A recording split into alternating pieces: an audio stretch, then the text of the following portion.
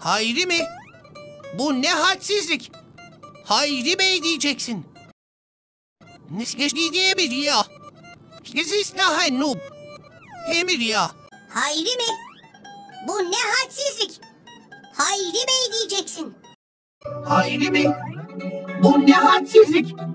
Hayri Bey diyeceksin. Hayri mi? Bu ne hadsizlik? Hayri Bey diyeceksin. Hayri mi? Bu ne hadsizlik? Hayri Bey diyeceksin. Hayri mi?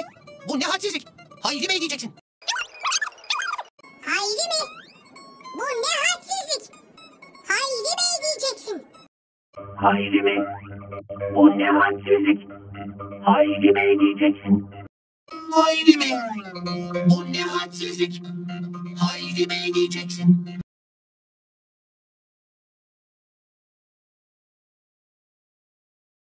Hayri mi? Bu ne hadsizlik? Hayri Bey diyeceksin. Hayri mi? Bu ne hadsizlik? Hayri Bey diyeceksin.